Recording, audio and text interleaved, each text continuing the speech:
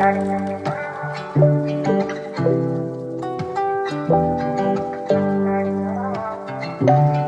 don't rise to the standards we have when others are watching. We fall to the standards we have when no one is watching. The only work that really matters is the work that no one sees. It shows you who you really are rather than who you say you are. This is Michelle here, and we're here with her 22 Jaguar F-Type. What do you listen to? I listen to a variety of music, but probably, depending on the mood, it's either metal or it's rap. Like, so there's not that happy medium to, that was another concern with the build. I think that Phil had asked me, do you want it loud or do you want it clear? Do you want, all of the other things? And I said, well, I want it like right in the middle. I want it all. So I do listen to a variety of different things. Let's talk a little bit about your car and what inspired you to do this build. This isn't your first car audio endeavor, right? You've had a couple different cars built from other shops before, right? Yes, I have.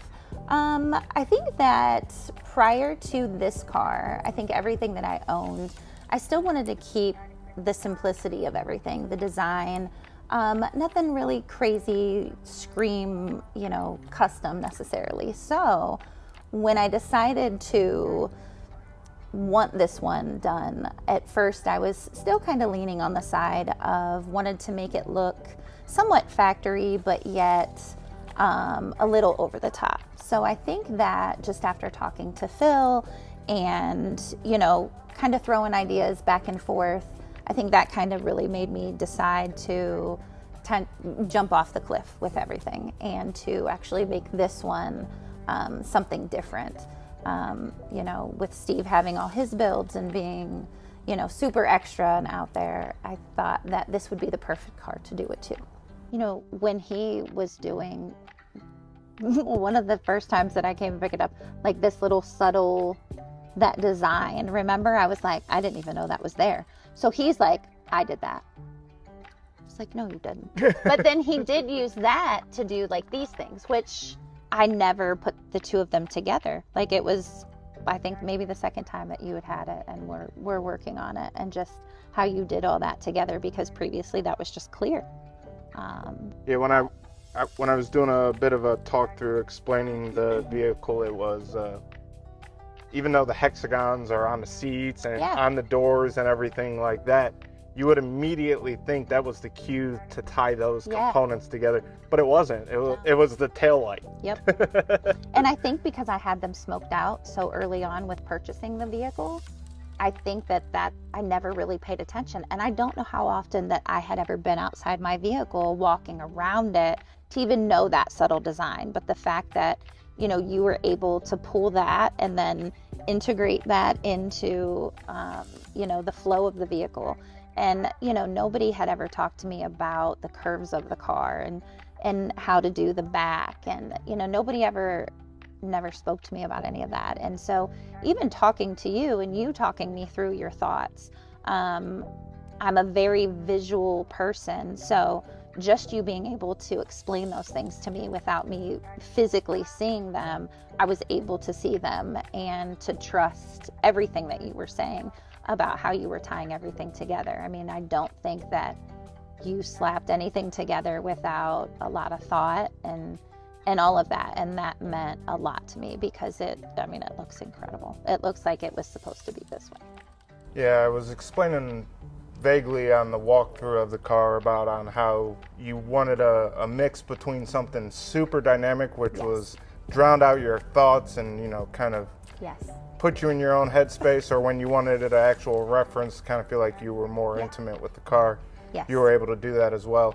I think brought the car up. Phil wanted me to bring it up so he could look over it and have whoever he was going to have look at it, kind of look at the design and all of that. And I think even the pillars were like the first thing we spoke about. And, I wasn't going to have anything done to the pillars. I wanted to keep it, at that point I had just had like your basic builds, throw the sub in the back, maybe hide the amps or display them very subtly, but I didn't have anything custom done nothing like what you've done.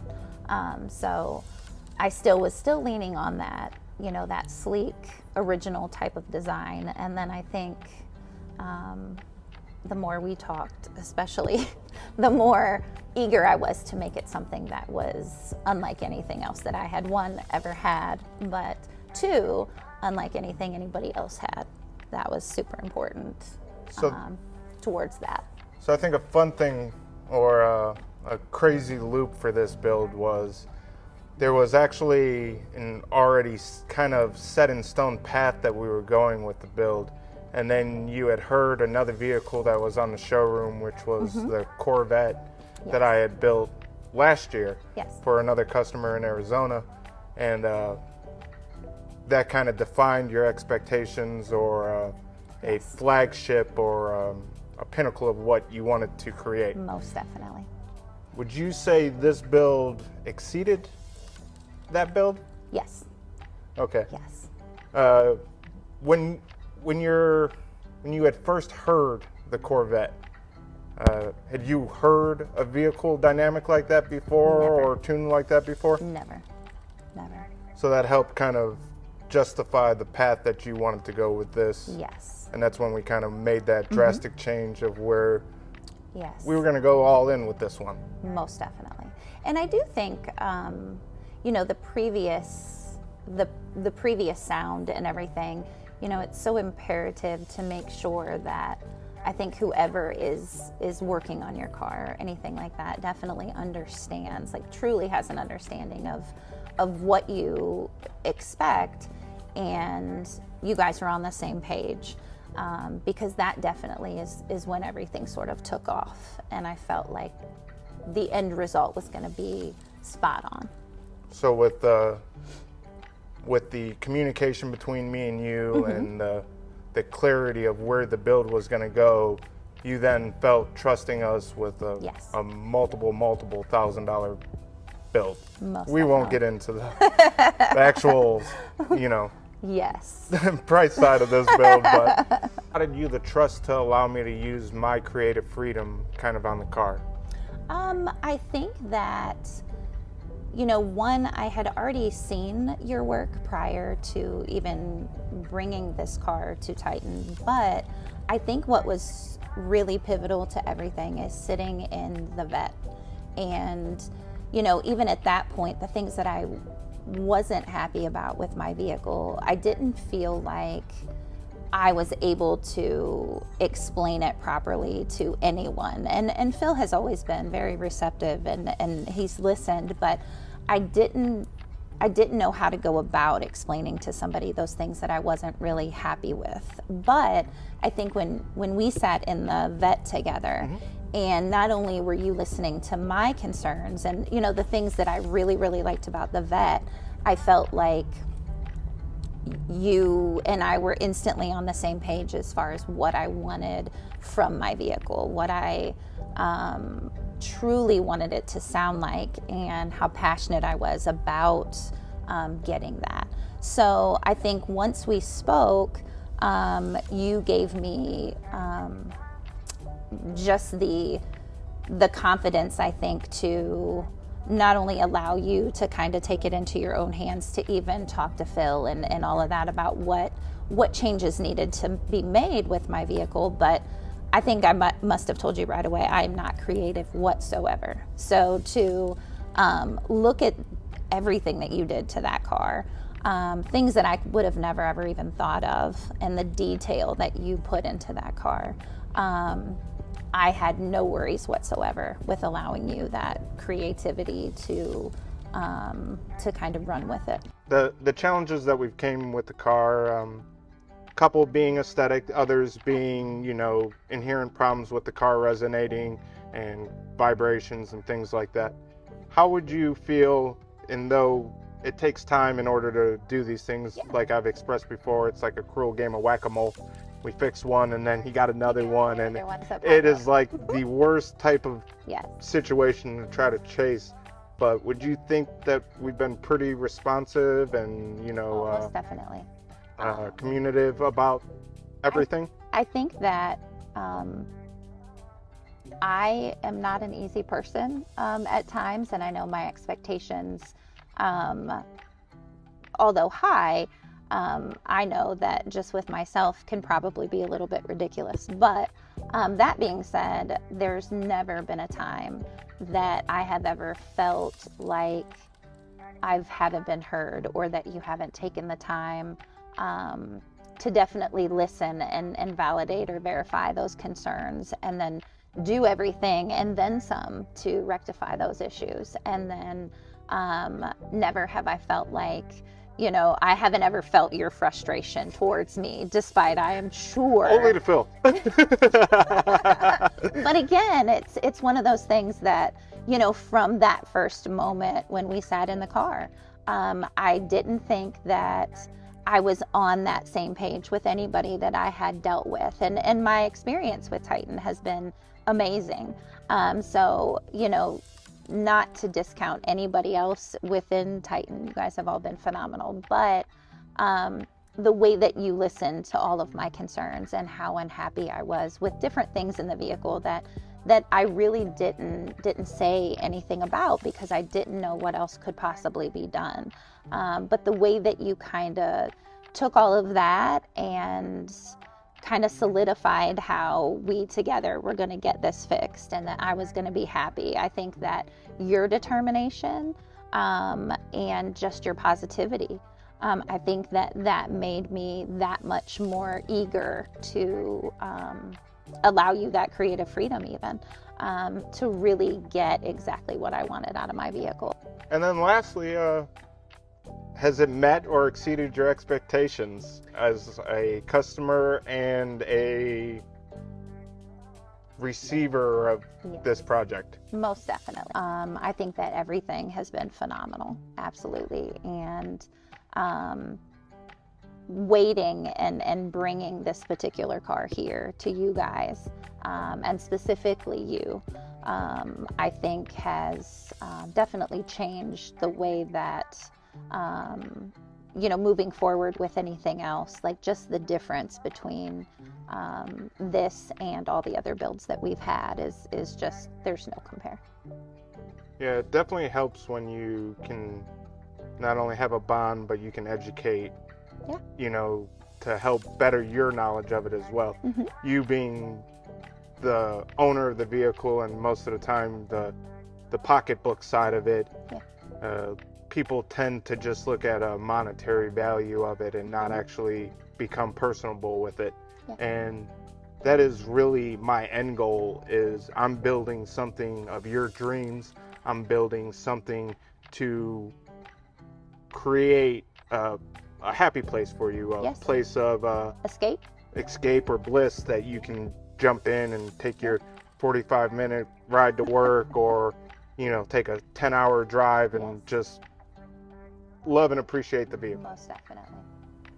So we went with a ML8 inside the doors for the mid-base driver, and if you've ever seen this driver, it is a sub-like driver. It's massive, right? So we went with a 2-part adapter with it to convert it from a 6.5 over to the massive 8. And to do that, we did a aluminum base plate with a composite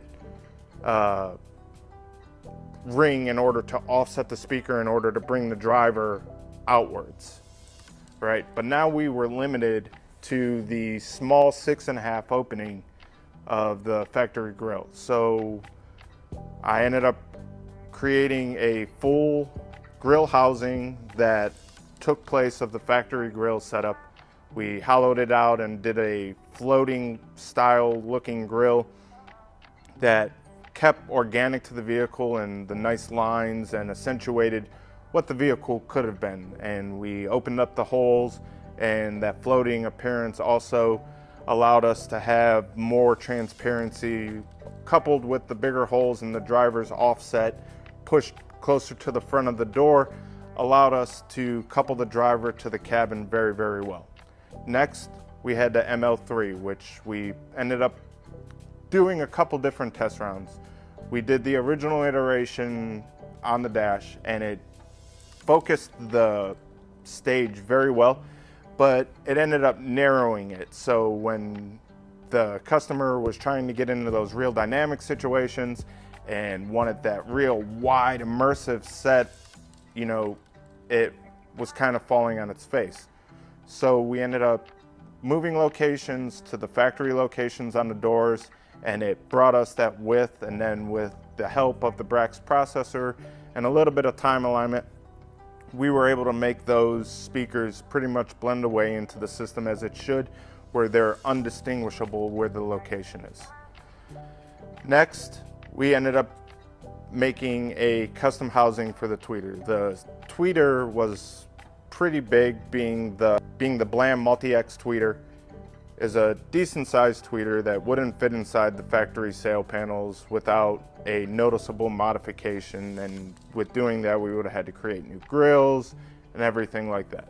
So we ended up pushing the tweeters as far forward as possible and doing a custom pillar. With the custom pillar came a feature that I got to incorporate this year, which this being the very first vehicle that I got to incorporate some new skills, which was 3D scanning and 3D modeling. With those new skill sets that I had learned and rigorously put a ton of amount of hours into trying to focus my skill sets and adapt to the learning curve of what our never-ending industry of learning is. So with the help of 3D scanning and a little bit of 3D modeling, I then 3D printed a receiver and couple where they would fix to the actual pillar itself. And what that would be is I would take a base plate that was 3D printed.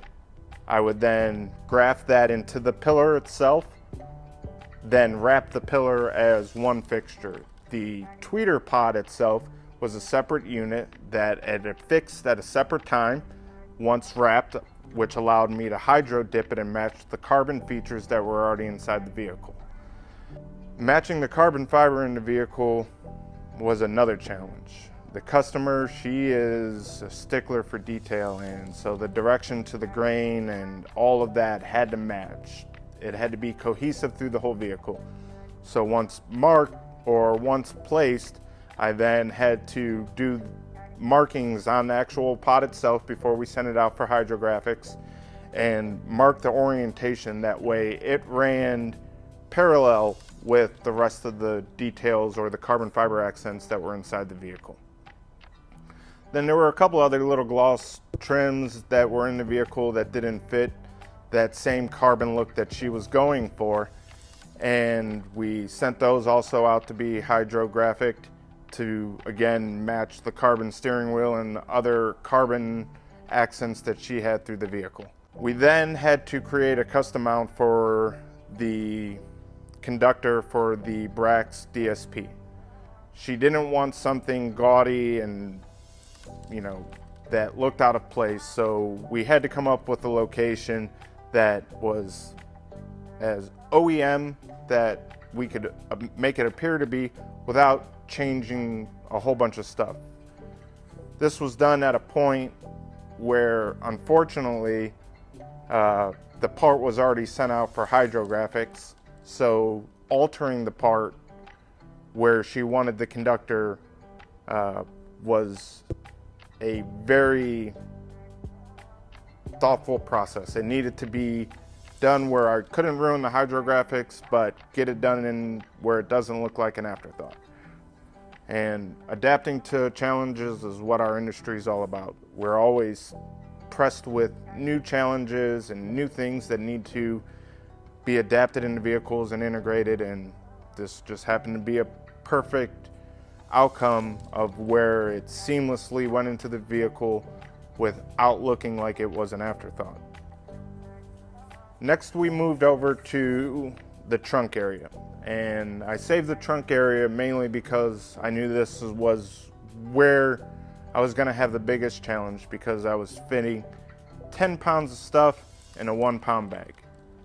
I had to fit 4 of the Brax amplifiers, 2 being GX2000s, 2 being GX2400s, And them both being the same footprint allowed me to run a symmetrical setup. So now how am I going to fit 4 massive ABE amplifiers, a massive Brax DSP, and 2 JLW6s in a sealed enclosure inside the trunk of a sports car? Well, I had to get very creative with this and step out of the box in a lot of ways. First, we started with the amp rack. And the amp rack is a completely modular piece that is constructed of a mix of wood and metal. The base of it is done in wood and then reinforced with metal in order to give it its structure for the amps to have a floating appearance. Then I focused on how I was going to make the transition between the passenger cabin and the trunk area. So this is where I got to use another skill that I pushed and pushed and pushed myself in order to be able to do. A lot of new techniques were brought out into this, and with that I 3D CNC'd a entire trim part. So the top trim cover that sits onto the DSP is all stacked and then routed out as one piece. Minimal Bondo or fillers just to fill out the imperfection of the tooling, and then wrapped from there, and it gave me a really cohesive look to the vehicle that just flowed super organically. And if I wouldn't have tell you that I had built it, or you didn't know that this vehicle didn't come with this part, you would think that it was a factory part. So then we wrapped it in a factory leather and made it seamlessly go away. The back wall, it's got a hexagonal pattern inside the door inserts. It has a hexagonal pattern in the seat inserts. But the really cool one that I really got the inspiration for the vehicle was from the taillights. Deep embedded inside the taillight is these small little hexagonal patterns, and I just thought that that was the coolest little light fixture that the manufacturer was able to add. So I ran with that theme all the way through the vehicle. So doing multiple different accent pieces with that hexagonal style pattern, doing a 1-inch acrylic plate for the sub box baffle, and then milling it down to create a appearance of a illuminating positive negative hexagon pattern that accentuated the 2 W6s, and then the back wall that kind of shadowed in the rest of the hexagonal pattern through the rest of the car. But then I needed to keep everything fluid. I needed to keep the cohesiveness in the vehicle. So I did these slatted sides out of a piece of 3/4 inch acrylic that I ended up milling on the CNC, and added the same channel and the same thickness gap as the sides of the amplifiers. So if you were to look on the side of the amplifiers, the heatsink fins are the exact same as the side of the DSP cover. So all of these techniques and details were all to make the vehicle as cohesive as possible. When you looked from front to back, nothing seemed out of place. When you looked from front to back, it seemed very fluent, very organic, and it gave that real representation of an OEM plus style interior. You know, and then the next challenge that we had vaguely talked about was the sub enclosure. How can I get a sub enclosure with 2 W6s in the trunk of a car that has 0 cargo space to begin with, and now I had already fit 4 massive amplifiers, all the wiring to the active front stage, all of the power wire for the amplifiers, the aesthetics for the amplifiers. How can I tie this sub box into the rest of the vehicle and still have it serviceable? This was a big factor because the battery, main fusing, and the main relay box and BCM are all in this lower storage area or cargo area subfloor. So I created a module box that was 3 pieces. You would remove the woofers, 4 screws, and then the box comes out in a module part that allows you to service the batteries, any fusing, any of those elements that maybe the dealer needs or another installer would have to get to for adding something, but all original foundation kept in mind to be able to keep it serviceable and to be able to maintenance anything for any possibility. And then doing all of this, the vehicle is computer regulated at 120 amps. The amplifier draw way surpasses that and close to the 400 amp draw. So with 2 runs of OTT running to the front, we added a Singer alternator to the vehicle, which had a load plug to it that allow us to computer regulate the car side standard, but add the hairpin alternator to the car and not computer regulate the output side of the charging system, giving us a 250 amp load at idle and 300 at 2500 RPMs mixed with a lithium ion battery. Gave us enough power in order for the customer to be able to hammer jam on the vehicle as much as she would like.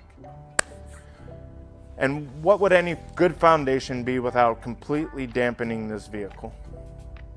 From head to toe, this vehicle is wrapped in sound shield, every component of the vehicle, seat. The dash was removed in order for us to do dampening behind the dash. Carpets were taken out of the vehicle in order for us to do firewall, floor, back wall, and any other possible area for resonance. Doors were dampened on outer layer, inner layer, custom vapor barrier made for any possible leakage or vibrations from rear wave to front wave. And then the doors themselves were both insulated as well on the inner side of the skins. We then carried that same insulation prep into the middle section, removing every component and dampening underneath of it, all the way to disassembling radio components that had resonance at different driving experiences because the customer had put an aftermarket exhaust on the vehicle, and that was putting a little bit of drone in the vehicle, which would then resonate certain things.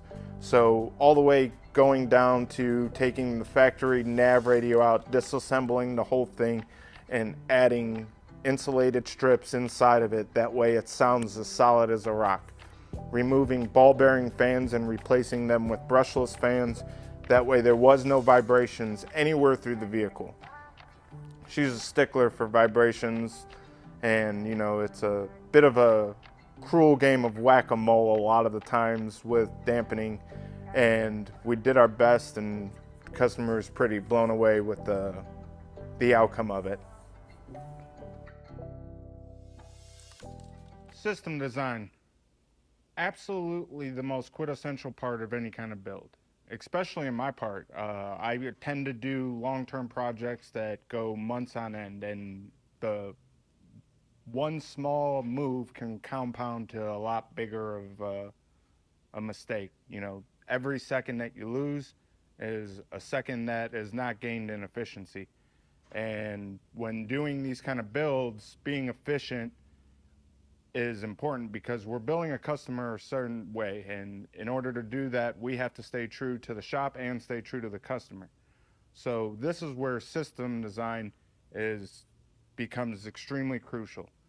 We get the vehicle, we go over what are the possibilities. From there, we will assess what the customer's needs are, and then we will execute it to our highest abilities. Take, for instance, this 2023 Sprinter that was brought into us from a high-end real estate agency. The real estate agency needed something in order to chauffeur their customers around from the airport or from their private airport and be able to view multi-million-dollar homes. Sometimes celebrities, Nashville is pretty much the home to most of the celebrities other than LA. They needed something that was luxurious, something that was more of a VIP thing, but also a office. So we went on and created a bespoke Sprinter van that facilitated all the customer's needs. A couple needs that the customer was set on was a microwave, a freezer and refrigerator in order to store ice cubes and keep bottles of water or whatever they need cold, a filing cabinet, a printer that was wireless that can connect inside of the vehicle or to their phone or to their laptops, and a way to be able to display things to their customers and do it in a luxurious way. So we built a partition in the Sprinter to separate the driver from the passengers to give it a more VIP status in a chauffeured-like manner.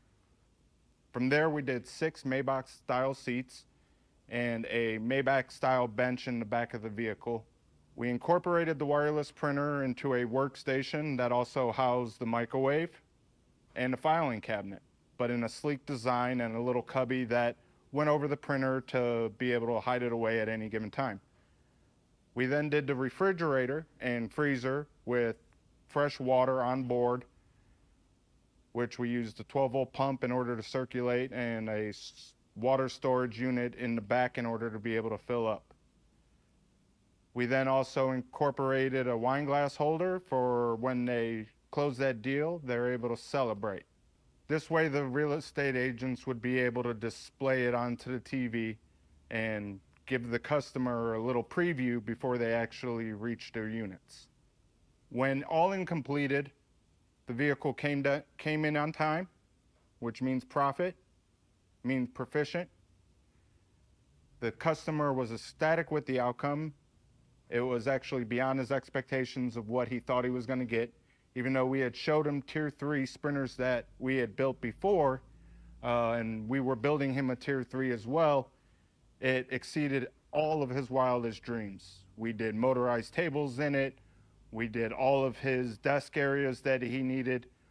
We did a entertainment center that was enough to party after they signed with 2 12-inch Sony ESs and 6 Sony ES 6.5 coaxials, and then 2 Sony ES 5 channels powering the system. And integration. This is the backbone.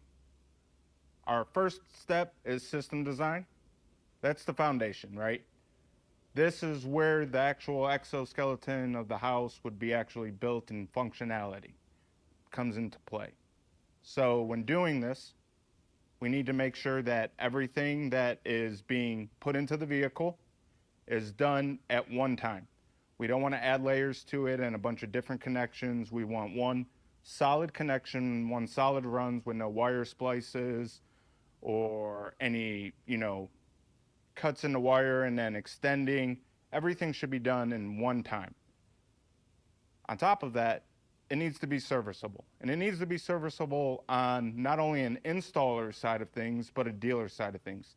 That way, if the vehicle has to go in for maintenance, and for whatever reason that has to be removed, a dealer would be able to remove it and put it back in without any questions. Feel comfortable with feeling like it was an OEM part to remove. This is extremely important because you might not always be available. The store that you're at might not always be around, right?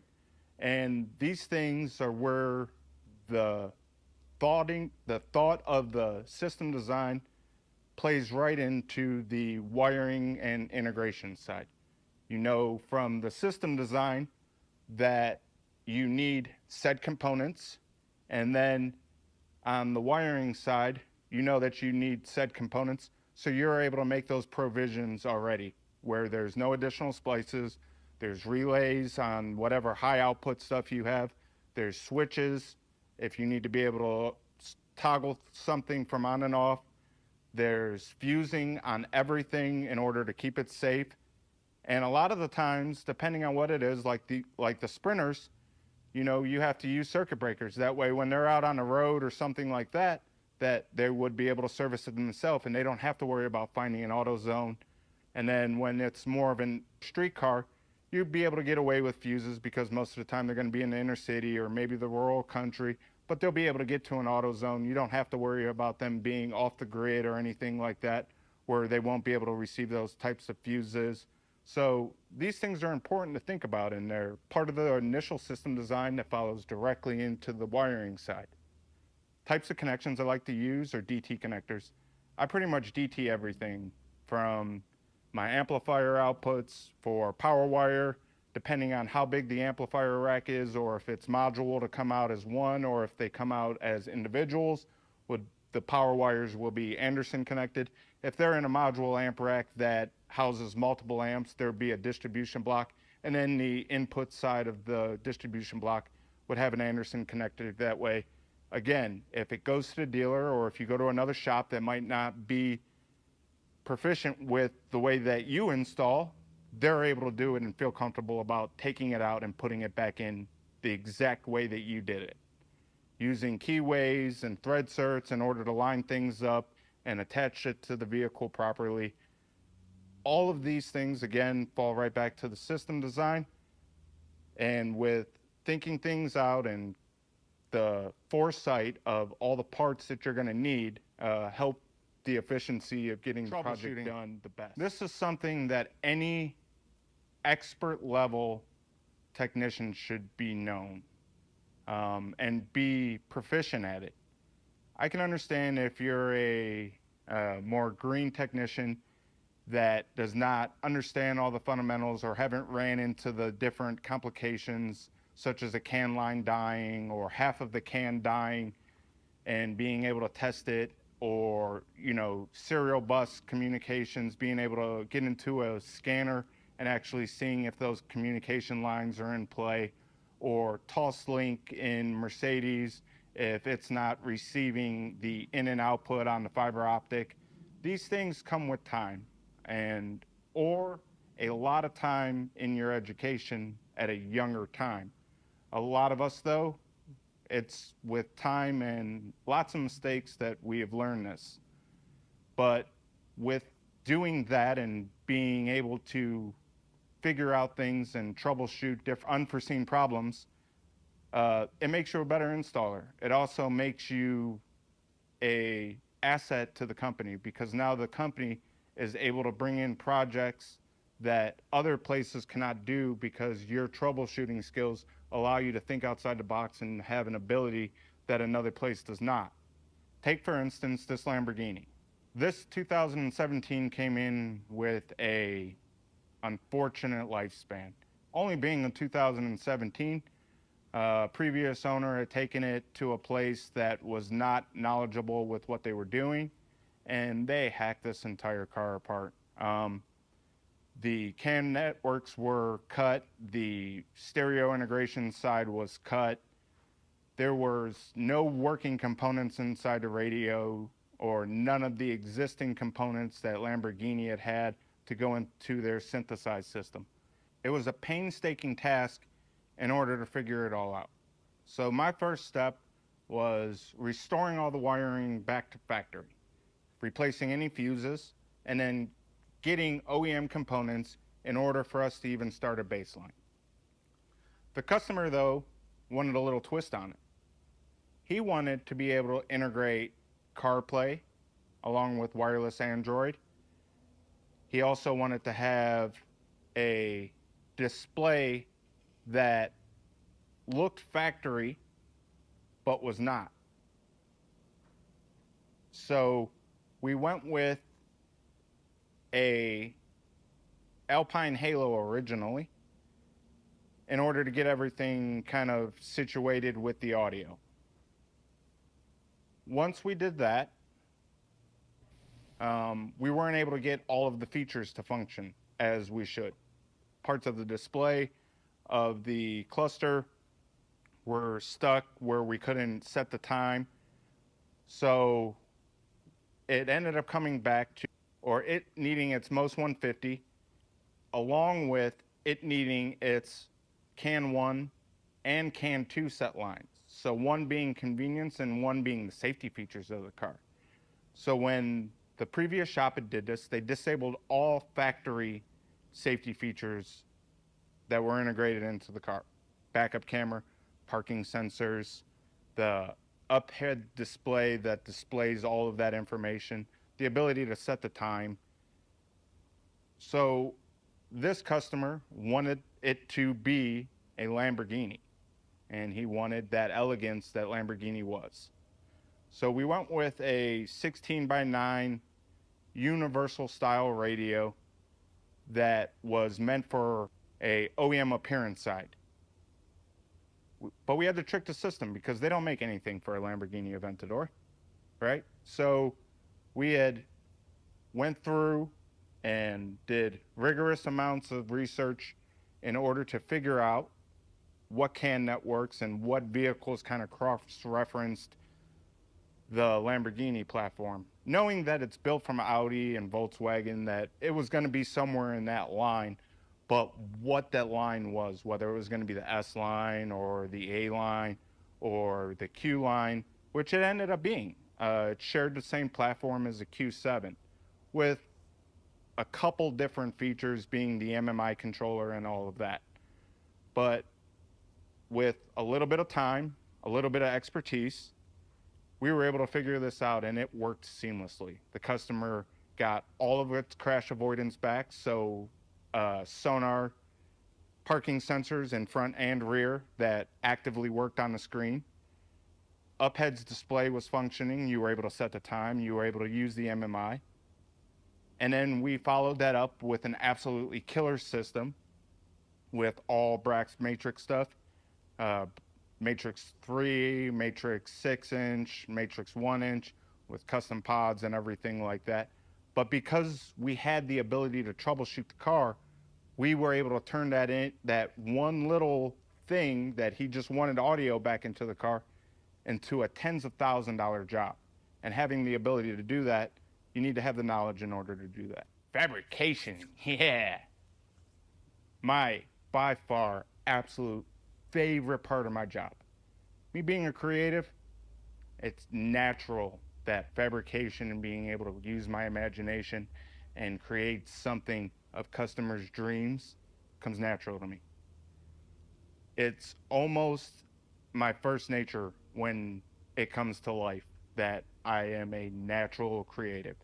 When I see cars, I see the lines, I see it. I see buildings, I see all the lines that project that in order to create that building or the vehicle and give it its appeal. My brain works like that. It sees the lines and then creates a finished product.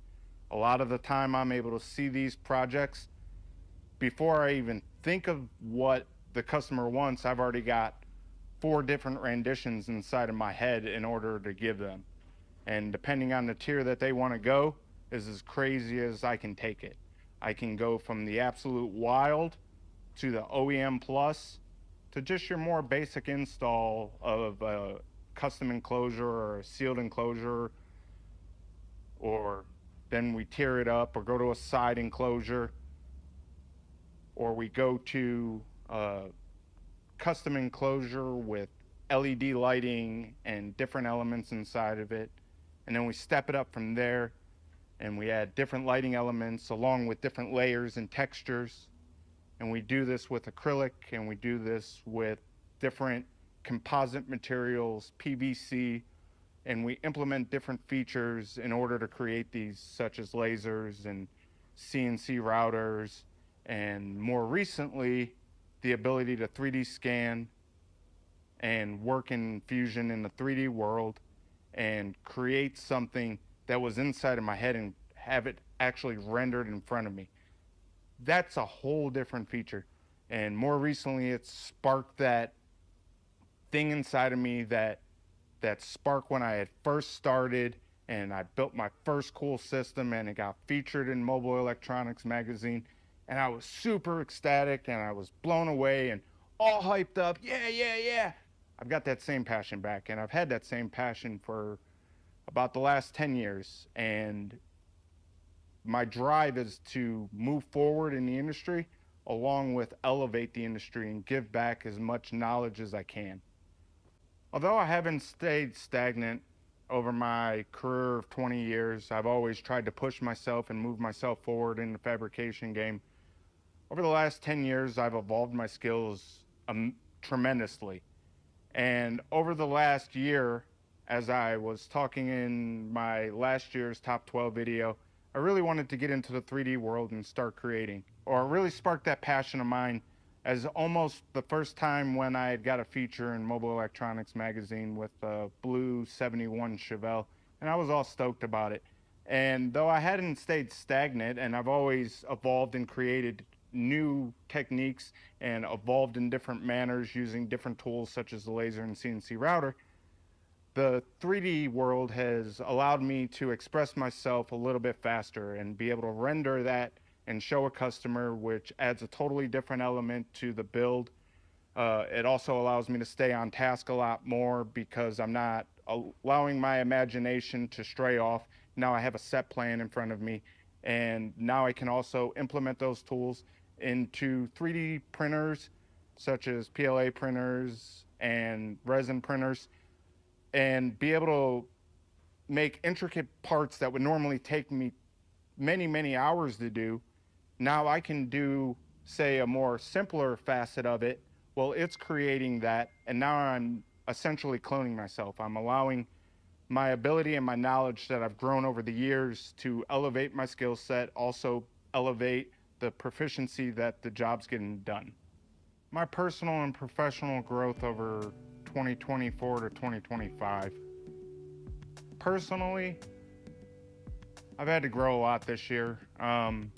With having unfortunate health problems that, are debilitating at a lot of times, and to be able to push through those, it creates a form of depression, and the way that you have to work through those for everybody is different. The biggest thing I can say is to talk to people and to be true with yourself and to work through those steps and not think that you're alone with it, because I guarantee that there's 30 other people that you know that are going to something similar. Not your per se instance, but something very, very similar.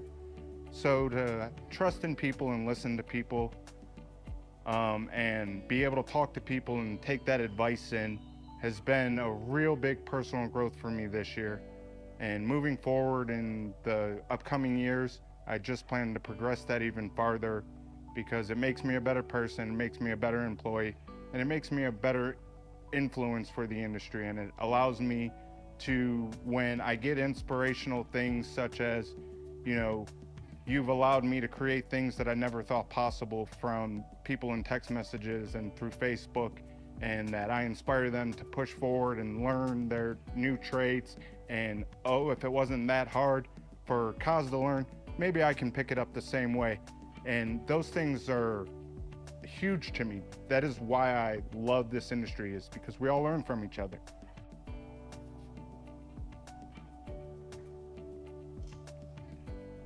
And not only talking about, your stresses or what's concerning you or making you feel depressed, finding a form of outlet. And my form of outlet comes in two ways. The first being my absolute love and passion for this industry and being able to inspire others. It was my way to give something back to this world, a way that I felt comfortable that I influenced somebody, or that I gave inspiration to somebody's thought process and allowed them to better themselves as an individual. The other outlet is my photography. A lot of people tell me on how they feel my photos and how it kind of makes them emotional. And that's because every one of my photos are created with emotion. When I feel some type of way, I go out and I take photos or I go for a drive and try to see what I can find in order to ease my mind and be able to release that feeling in a different way and not by bottling it up and become all anxious with it. And that allows me to free my mind and be able to express my mind. And then I post it on social media and I get love for it, and it gives me, of course, endorphins for the love and everything like that. But it also inspires people. I can't tell you on how many people have contacted me and told me that they picked up a camera because they've seen my photos and they hear about me taking a walk and, finding this cool place and doing this on themselves and getting a release from it. The gratification from that is unwaverly. It really solidifies me that I'm doing something better, that I'm allowing myself to be a body in order to better other people. Do the professional side of it. I understand. All right, get out of your way. So if you do look at me, I'm not going to be at a weird angle. You're good. My professional growth this year has been unworldly, as Mr. Bowman will say. I have put a rigorous amount of hours this year into learning the steps to not only become a better fabricator and installer, but also to be more proficient at it. And to be more proficient at it, I needed to clone myself. And I'm an installer, I'm not a botanist. So I wanted to get into the 3D world. That way I can translate the things that are inside my head to the computer and then allow the robots, such as filament printers, resin printers, CNC routers, and lasers. And it allows me to implement those in a clone fashion. So now I can have the printers doing something that is very intricate that would take massive amount of time for me to build, and quite frankly, probably not as good as the printer because it can create hollow surfaces and a full nice body surface and have everything fused in one, where your traditional method of creating things would be in a stacked method. Now I can create things out of a solid body and have it as OEM as possible. It also allows for serviceability with that. And all that creates proficiency, repeatability, and it also allows us to grow our products that we have available as a store. Part of that. Give it a second. Out of your way. Also on the professional side this year, I've opened myself up to a skill set that I have been lacking pretty much my entire life, and that's talking. And this year I was honored to host a 12-volt roundtable with Austin Moore and Justin Marks, two amazing other fabricators. And we got to discuss inside of a classroom on what's the in and outs and how we kind of get it on our own way most of the time when it comes to being proficient in design and execution. I also was able to teach a class in photography to a group of photographers that has had an established group here in Nashville for over 50 years. And most of the people that were inside of this classroom not only were double my age, but probably without a doubt triple my skill set when it comes to the photography side. But they felt that I made enough impact and I had enough of a creative mindset that they asked somebody like me to come in and give a presentation and talk in front of, I think it was 20 people live and another 30 people streaming. So 50 individuals altogether. It was pretty daunting, and preparing for those and then actually executing it are two totally different things. And those were big jumps in my development this year. And I hope to be offered back another time to host another roundtable or teach lighting integration or some kind of fabrication, or maybe just getting out of your own way sometimes, which, we all do. Educational trainings that I attended this year, we're gonna start with Knowledge Fest in January of this year, where I was also honored to be top 12 for third year in a row. but I got to attend a bunch of amazing classes from Andy Waymeyer and John Covenant and other very positive individuals inside of our industry, which allow us to help to grow. And my favorite part of it, I got to socialize with a bunch of other industry peers to be able to collaborate and bounce ideas off of other individuals. That's really what I find the focus point of Knowledge Fest or Master Tech or events like these, where I find these kind of events to strive their best. And that comes from the social interaction. And you wouldn't do that and you wouldn't grow as an individual if we didn't have these kind of events. Secondly, in March, I attended Master Tech Expo, which again, attended a bunch of really, really good classes with some of the most talented individuals in the world. And I also got to be a part of the clean wiring competition and kind of show my skill set on a live stage in front of all types of people with Dean yapping in my ear, all types of different vulgar things. No, not vulgar, I'm only kidding. But all types of different things to try to throw me off my game, but I had to stay focused. And that was my third year in a row competing inside of the Master Tech Expo, 2 years being on the build-off team, third year being on the clean wire. And this year I will go back and I get to teach a lighting class on advanced lighting and integration. And then to further my education, though not certified, I have put a rigorous amount of hours into learning and understanding Fusion program, along with 3D scanning and 3D printing. So educational and achievements for this upcoming year that would keep me motivated.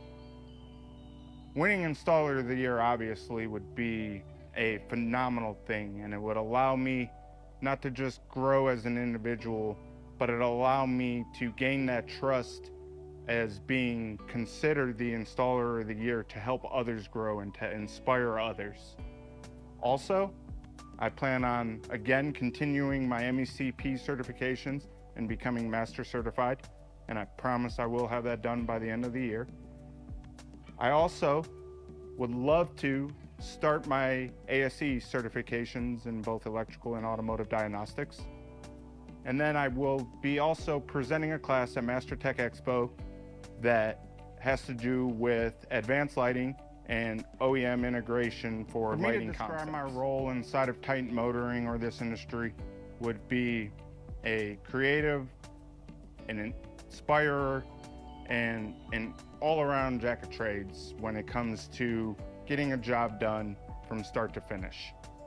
Also, as a form of a mentor, being the person that traditionally steps outside of the box, it allows me to not influence, but spark a creative side in the other individuals that work alongside me to help better them and maybe use something to allow them to grow their skill set and add something to their builds or their installs that maybe they traditionally wouldn't have done originally.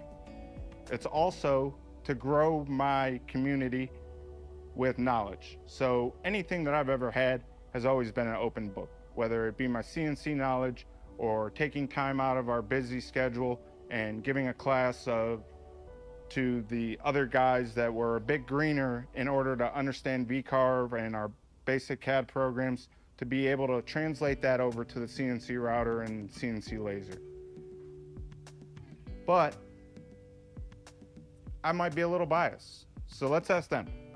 Over the years I've known Dave, he's shown his passion, and I feel he's just starting to come out of his shell. Really pushing the limits of current building techniques, and he's always helping other people through processes in their work, and I feel that helps everyone grow, everyone wins. Thoughtful builds and amazing details. His years of fabrication experience help builds up others around him and new ideas in their work as well. So I would say Kaz impacts the flow of the shop and also the level of work that gets done around here. When you have someone like Kaz in the building, or not in the building all the time, but in the company, and you see really the limitations of what can be done. So you see someone in-house, not just on Facebook or whatever, pushing the limits all the time. So then when you actually get to see that, then it helps you push your work, and then it helps everyone be better. It pushes Mike, it pushes me, it pushes Isaiah, it pushes everyone, because when you have someone that is able to make parts or fabricate panels like Cos Candy, I mean, you could tell he spent his life doing this. It's not like something you picked up in a couple years. Like, dude has 25 plus years in this, so it makes sense. It's really cool to have someone like that here to help guide you and push you, not necessarily, I was going to say something, but I changed my mind. Yeah, having someone like that help pushing you and pushing the growth of the shop is a really positive impact around here, so definitely happy to have him. What's going on, guys? My name is Phil, owner of Titan Motoring. The question I've got asked is, what is Dave's role here at Titan Motoring, and what kind of impact does he have? So Dave's the senior tech here, handles a lot of our larger long-term projects that are kind of full custom builds. For me, and I think for the store as a whole, the impact has been just kind of alleviating some of that large project stress, kind of from the design to build to finish. Dave really takes on a lot of that responsibility himself. Gives us the ability to be confident in what we're delivering in these larger projects, and being able to really have something that's, you know, by our industry standard, anybody's industry standard, would be considered, you know, top notch. Makes us look good as a company, and his design and eye for things is just really unmatched as far as I'm concerned. And so that's just been a huge impact. People that are here at Titan see that, feel that, and want to elevate, which goes into kind of our whole culture here of kind of learning and growing and just trying to be the absolute best we can be. He definitely has that attitude, and definitely helps us bring that to the table. Honestly, to talk about your impact, since you've joined Titan, I was here first, nanny boo boo, but since you joined Titan, I've been able to offer things to clients, ideas, styling, technologies, advancements in how we do, and every time we up the ante a little bit, we do Wizard of Cos, something super cool, you come back with another technique, another finish, another level of design. So for me, your role is pushing the boundaries of what Titan offers to all of our clients, whether it has been advanced lighting, again, design of multiple materials. Now in the, you're 0 to 100 miles an hour in 3D modeling, printing, lasering, like all these things. Like, this is stuff that guys have been working on for seemingly, you know, a good handful of years, and you started basically this season, and you're doing production ready parts. So your role has been pushing the robots to greatness, and then showing the other guys, hey, like, look, this is what we can do. Put a little bit of time in, learn the basics of the programs, try some stuff out, incorporate it into your installs, and then just go for the moon. And then on the back end, helping us on the sales department learn, how can we quote this out? How can we take advantage of it? How can we integrate this into things that we would not have normally considered, and bring them to the next level, and do it in a manner that our clients can afford. No one's ever accused Titan of being inexpensive, but to go from concept to part you can hold, and it's not some insane amount of hours, that's your role. And I think you help push everyone to kind of take on new techniques, which helps elevate the entire store. Did you get all that? Roles, activities, and things that I participate in inside of the industry. I try to attend every single one of the Knowledge Fests that I can. I attend any of the Master Tech Expos. Any training seminars that I have availability to, I will be at. Education is always the forethought when it comes to me. So anytime that I can feed off of some others, or be influenced or help guided in whatever way, I'll accept that with open arms. And that's the exact vice versa. I will always do whatever I can. But the way that I do that currently is mainly through social media, and that I post a step-by-step procedure essentially on when I do my builds. A lot of people will either build a build log, or they will kind of show the build in a finished state and not actually allow anybody to learn off of what they did in order to execute that. Every single one of my builds that I've produced over the last, I don't know, 10 years or so, any one of the builds that I've done over the last 10 years that I've been using social media has been a step-by-step procedure. Essentially, you could get inside of my mind by that and kind of see where I was going with it and the feelings that I had for the vehicle and what allowed me to go the route that I went with. And doing that, I hope to influence people. Again, I love to influence people's creativity. I love people to think outside of the box and push themselves to elevate their skill sets. And whatever way that I can do that, whether it be hosting roundtables at Knowledge Fest, teaching classes at Master Tech Expo, and hopefully teaching more classes at Knowledge Fest, to my social media presence on both Facebook, Instagram, the YouTube tutorials that I do with the shop that kind of break down all of the builds and get a little bit personal with it and find out again where my headspace was and why we went with this type of material or why we went with this type of equipment. And all of that is to grow the industry.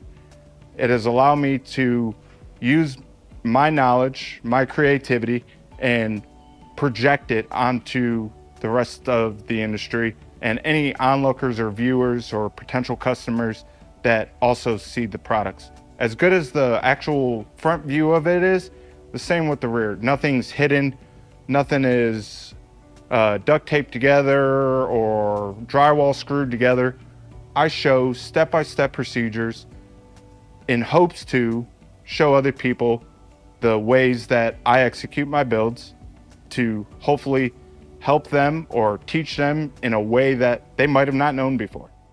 This question has been 10 years in the making. 10 years of trial and error. 10 years of me doing the MEA Mobile Electronics Installer of the Year competition. This has been the pinnacle of what has allowed me to grow exponentially inside of this industry. This is a self-reflection that is done every single year. And every single year, for the longest time, the question comes up, why do you believe you should be Installer of the Year? And quite frankly, for the longest time, I said it was about myself. I thought it was something that I needed to grow myself as an individual. And come to find out that that was the lack of confidence that I had inside myself.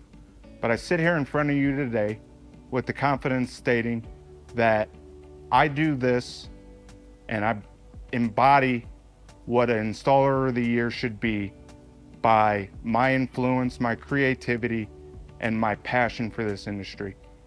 Everything that I do outside of my normal family life is for this industry. There's not a time where I'm not pushing myself or elevating myself or learning a new skill set, and I am constantly elevating those around me, those that view things through social media, and those are important things.